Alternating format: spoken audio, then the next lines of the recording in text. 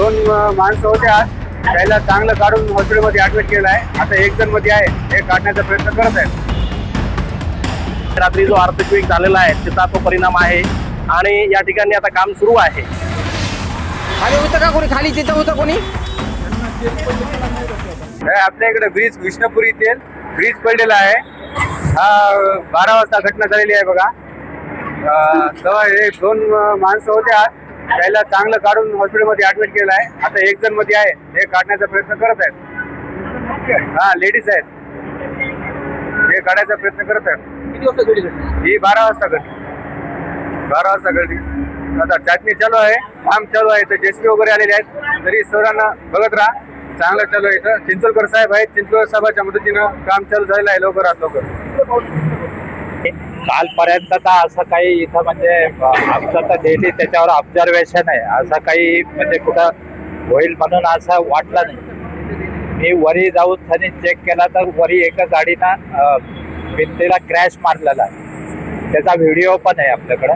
कुठला आहे वरी? तर क्रॅक तर अगोदर बघितला नाही, पण हे झालं कशामुळं मी ते चेक करायला गेलो वरी. तर वर आढळून आलाय की क्रॅश बॅरियर तुटलेला आहे.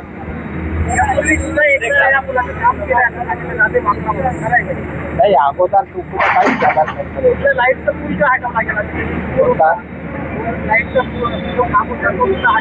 लाईटचा पोल ते हे झालता म्हणून हटवला, वाचला होता म्हणून हटवला.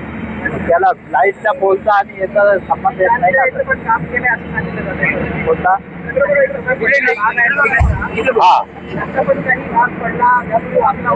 काय नाही अगोदर काही इथला कोणताच वाचल्याला भाग दुरुस्त केलेला नाही. तर आता याच्यामध्ये 2 कारण असू शकते. रात्री एक 4.6चा भूकंप झालेला आहे. याच्या अगोदर म्हणजे असं वॉल मध्ये काही बल्कनेस वगैरे काहीच नव्हता.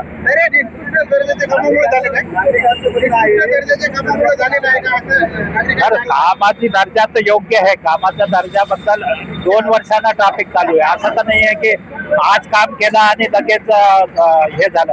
2 वर्षांना ट्रॅफिक त्याच्यावर चालू आहे. नाही ती शक्यता सांगतो मी म्हणजे शक्यता सांगतो. म्हणजे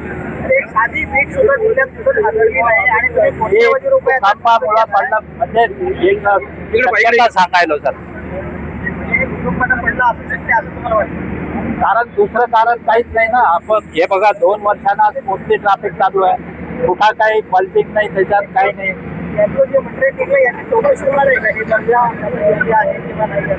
नाही ते चेक करू शकतो ना. दर्जा चेक करायला काही अडचण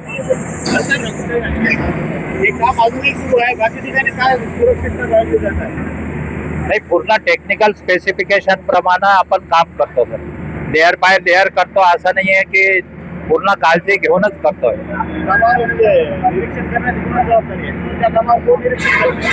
तर आमच्या कामावर तर आमचा खुदचा स्टाफ असतो आणि कन्सल्टंट पण असतात.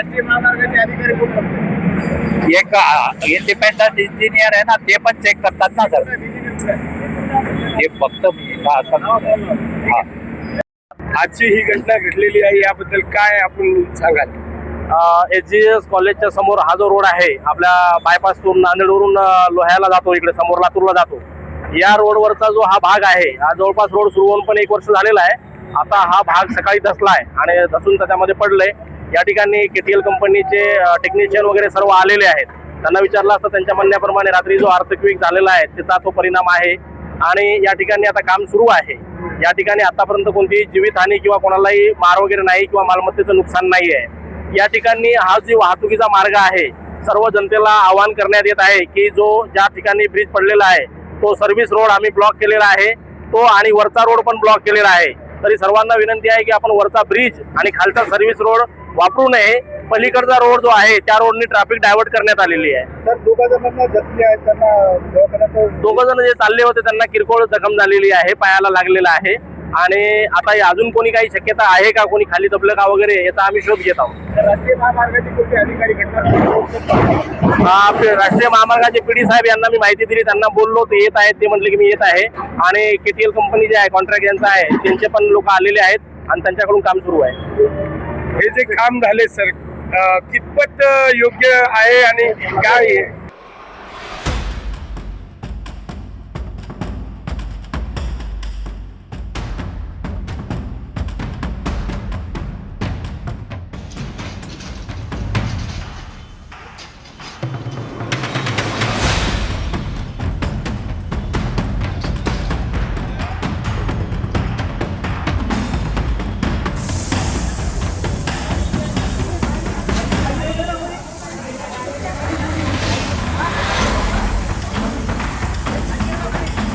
खाली होतं का कोणी खाली तिथं होतं कोणी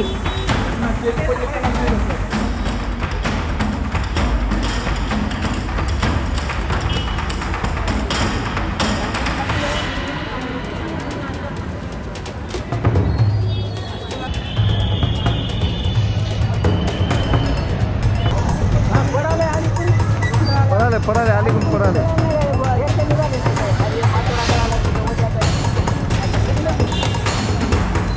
कधी पडलाय हो?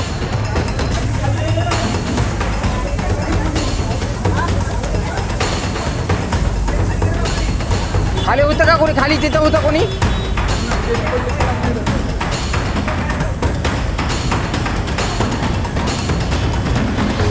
आताच कोण कुसळ म्हणून अवघड आहे की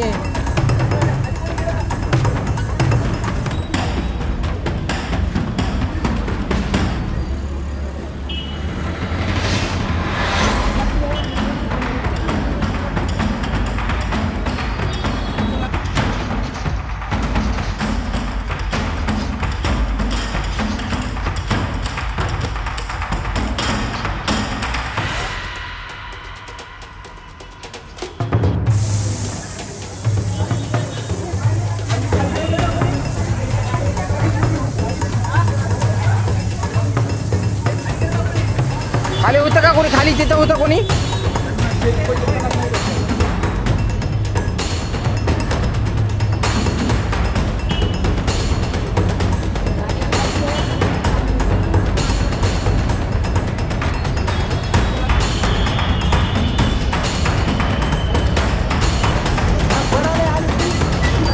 पळाले आली पण पळाले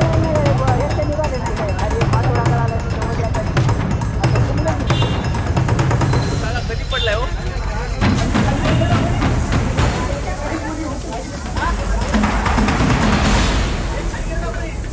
खाली होतं का कोणी खाली तिथं होतं कोणी